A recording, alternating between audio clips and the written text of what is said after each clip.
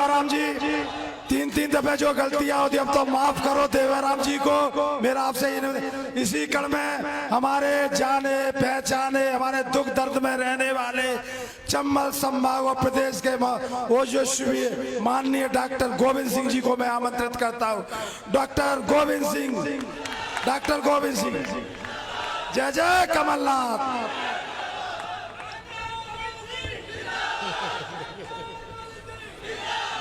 शांत शांत मालूम है बहुत बहादुर हो।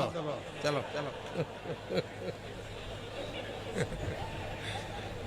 परम आदरणीय हमारे नेता सम्माननीय कमलनाथ जी, हमारे विधानसभा में 2 बार रहे नेता प्रतिपक्ष और पूरे प्रदेश में गरीबों की समस्याओं के निदान करने में हमेशा संलग्न रहने वाले सम्माननीय राहुल भैया जी, मेवाराम जी, के मिश्रा जी, हिंडोलिया जी, अध्यक्ष जी, देवाशीष जी और सबसे दमदार पीले वस्त्र में पहने हुए मिर्ची बाबा जी और मंच में सभी हमारे बैठे हुए सम्माननीय साथीगण और आप सब। मैं केवल आपसे बात करना चाहता हूँ। एक बड़ी समस्या है, लगातार इस क्षेत्र में गोहद का किला बनाने वाले, गोहद पर राज करने वाले भीम सिंह राणा जाट समाज के, इन्हों को कम से कम 2 वर्ष से बेचारे भारतीय जनता पार्टी ने अभी प्रतिमा जो तैयार की थी कांग्रेस के समय में वो लगी है, लेकिन उनको बांध के रखा है, आजाद नहीं कर रहे। मान ली मैं आप सबसे वचन देता हूं, जब ये प्रतिमा कमलनाथ जी मुख्यमंत्री बनेंगे 15 दिवस के अंदर प्रतिमा का अनावरण होगा और हम मैं वचन दे रहा हूं हर हालत में होगा। आप लोगों ने पहले नहीं बताया, अब जब जाते हैं चुनाव में तब कहते हैं हमारे राणा जी का अपमान है। अटल बिहारी जी की प्रतिमा बनी, हमें उसको कोई आपत्ति नहीं, वो भी राष्ट्रीय नेता है, प्रधानमंत्री रहे, उनकी प्रतिमा बनते ही बनी गई और तत्काल अनावरण कर गए शिवराज सिंह जी। शिवराज सिंह जी को केवल भारतीय जनता पार्टी के लोग देखते हैं। इस राज्य में गरीबों की सेवा करके जगह जगह उस जमाने में अंग्रेजों से भी लड़ने वाले राजा भीम सिंह राणा जी हैं, उन्होंने उनसे संघर्ष किया था, उनकी प्रतिमा का अनावरण करना उन्होंने नहीं समझा। तो ये बात आप सबको गांव-गांव पहुंचा दें, ज्यादा दिन नहीं है, भीम सिंह राणा की प्रतिमा का आपकी मांग के अनुसार अनावरण होगा। दूसरी बात, यहाँ एक हमारे कार्यकर्ता किसान भाई हैं, BSc MLLB है, खेती करते हैं, बाला प्रसाद जी शर्मा, उन्होंने बड़ी वेदना व्यक्त की है किसानों की समस्याओं के लिए। हम उनसे वायदा करते हैं, आपने जो कहा है चुनाव के तत्काल बाद हम आपके संघर्ष में शामिल रहेंगे, आपकी हर समस्या के लिए आपके साथ कंधे से कंधा मिलाकर लड़ेंगे।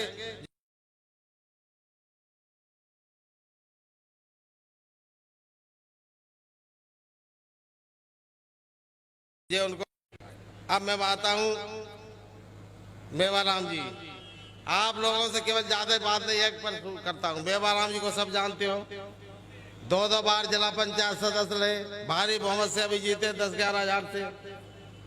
आप लोग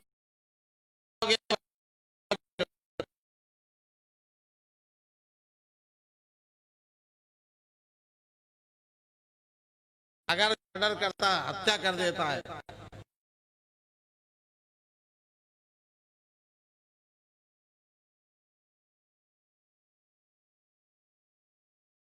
एक बार कांग्रेस से, तो कम से कम इतना तो रहम करो यार। सीधा साधा आदमी है, चाहे कोई इसमें दबाव दे देता है और फिर भी चुप रहता है। इसलिए अब आप वास्तव में इसको माफ करो, इस बार विधानसभा में पहुंचा कमलनाथ जी को मुख्यमंत्री बनवाइए, बस यही हमारा आप कहना था। अब एक बात, अंतिम बात और कह रहा हूँ, समय कम है। रणवीर जाटव के बारे में बता दूं आपको। रणवीर जाटव के पिताजी की हत्या के बाद सिपाही हमने भर्ती कराया, टिकट हमने दिलाया, और जैसे ही जीत के गए तो सिंधिया जी के साथ, ज्योति प्रसाद के साथ सोनिया जी के पहुंच गए।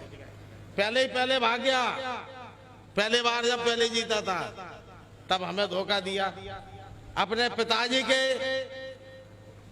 केस में मैंने बहुत रोका, झूठा मत फंसाना भैया किसी को, लाल सिंह आर अगर गलत है तो फंसा मत उसको झूठा। नहीं ताऊ जी बिल्कुल पक्का इसी ने हत्या करवाई है। और फिर जगह जब लाल सिंह आर का वारंट निकल गया मंत्री रहते हुए, हमने पूरी ताकत लगाई, हमसे पता नहीं चला 2.5 करोड़ रुपए में सौदा कर लिया। अब उसका मामा आया सवेरे कि डॉक्टर साहब वो तो सौदा कर लिया, हम उसके गवाह थे, हमारे जीजा की हत्या में उसके लगे नहीं सौदा कर लिया। हमने कहा शपथ पत्र, तुम्हारा विश्वास नहीं करे, कुछ भरोसा नहीं। बोले शपथ पत्र दो, हमने अदालत में शपथ पत्र लिखाया, मेवाराम ने 2.5 करोड़ लिया, हमने न्यायालय में दिलवा दिया भिंड में। और जब तारीख लगने को हुई तब पता चला मेवाराम को कि जो बयान दे रहा है हमारे मामा जी हमारे खिलाफ, तो मेवाराम जी ने उनको भी 10 लाख रुपए, उन्होंने सॉरी रणवीर जाटव ने 10 लाख रुपए दिए। 2 दिन बाद मामा भी बदल गए। तो जी आज जो अपने पिताजी का नहीं हुआ, मेरा नहीं हुआ, मुख्यमंत्री जी कमलनाथ जी ने क्या नहीं किया, वो कहता मेरी सुनवाई नहीं हुई। एसडीएम उसके कहने से, थानेदार उसके कहने से।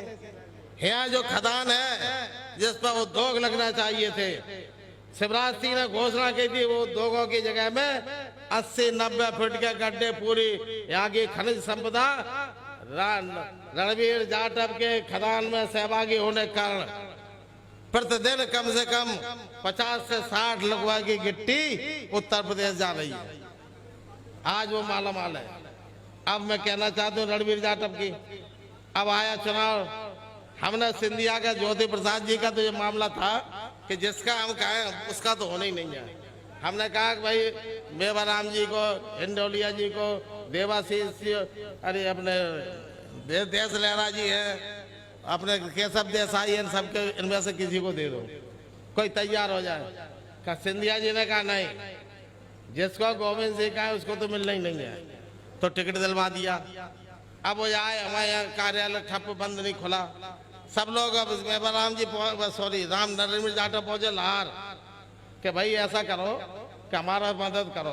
तो हमने कि तुम्हारा विश्वास क्या, किसको वोट दोगे मुख्यमंत्री पे? तुम रणवीर जाटव बोले बिल्कुल आप कहोगे ताऊ जी उसको। हमने कहा नहीं, तुम हमने कहा लाल तवा पे बैठ जाओ तो तुम्हारा विश्वास नहीं करेंगे हम, तुम चलो। हमने कहा हमारे साथ मंदिर पे। तो जो पृथ्वीराज चौहान आए ने जो मंदिर की स्थापना की थी, जब चंदेल राजाओं को हराने आए थे, सिरसा मलखान हमारे लाहौर क्षेत्र में गढ़ी है, मंदिर में खुलवाया। 11 बजे महंत जी को जगाया, 4-5 लोग इकट्ठे थे, इसने कसम खाई। हमने कहा मुख्यमंत्री पे, बोले आपको कहा, हमने हमें नहीं। एक तो ये कसम खाओ, तो मंदिर हनुमान जी कसम खाई, हनुमान जी कसम खा के कह रहे हैं हम सिंधिया जी को मुख्यमंत्री वोट नहीं दे, क्योंकि हमारी तो पटती नहीं थी। देखो सही बताएं, सामंतों से हमारा शुरू से विरोध रहा है।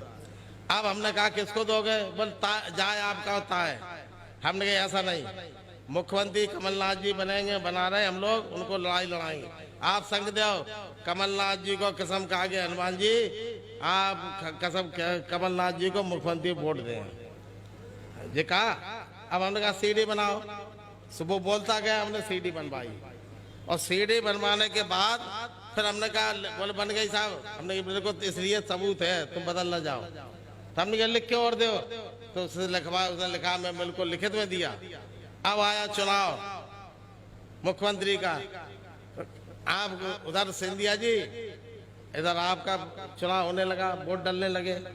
अब आपका गोविंद, आप बोले कमलनाथ जी लाओ, कहाँ है रणवीर? हमने कहा ढूंढ रहे। फिर बोला आओ जल्दी, वोट डलने लगे। हम फिर गए, हमने कहा फिर ढूंढा, पता चला वो भाग गया। अब हमने कहा अब पहुंचे, जल्दी आइए। हम गए, हमने कहा साहब वो तो भाग गया, सीडी जो धरी सीडी आप ले रहे हो। तो अब जो आदमी इस तरह का है और आज उसकी संपत्ति अफराद है,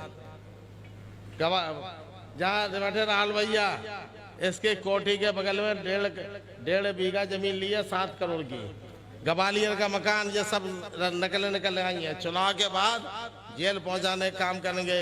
रणवीर जाटव ने, आपने वोट दिया था कि नहीं? आपका नहीं हुआ, पिताजी का नहीं हुआ, हमारा नहीं हुआ, कमलनाथ जी का नहीं हुआ और आपने चुनाया था 5 साल को, तो आपको भी छोड़ के भाग गया, आपका नहीं भी हुआ। तो ऐसे आदमी को यहाँ से भगाने का काम करोगे कि नहीं करोगे? अब की बार जितने वोटों से जीता था उससे ज्यादा वोटों से हराने का काम करोगे, ये प्रतिज्ञा लेके जाइए। हम आपके साथ हैं, हमेशा थे, हैं और आगे रहेंगे, आपके दुख दर्द में शामिल रहेंगे।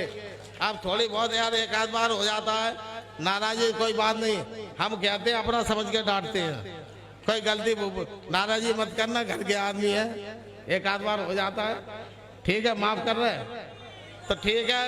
सब लोग 3 तारीख को लोहा गर्म है, आप सबको चोट करना है। और फिर वैसे भी हम कहते हैं जो हमारे घर में से चला जाता है, हमारे परिवार का आदमी जाता है कि नहीं, कोरोना में चले गया, ऊपर चले गया बुद्ध, तो उनके लिए भी हम लोग जाने के बाद क्रियाक्रम करते हैं।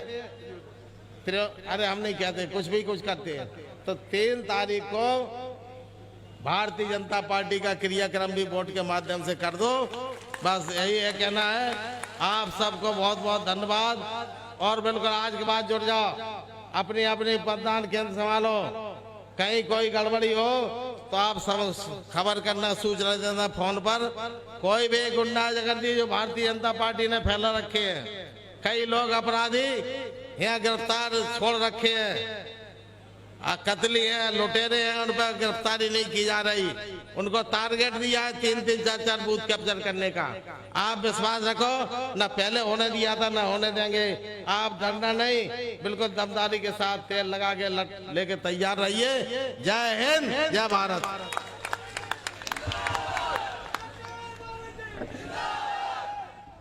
हमारे डॉक्टर गोविंद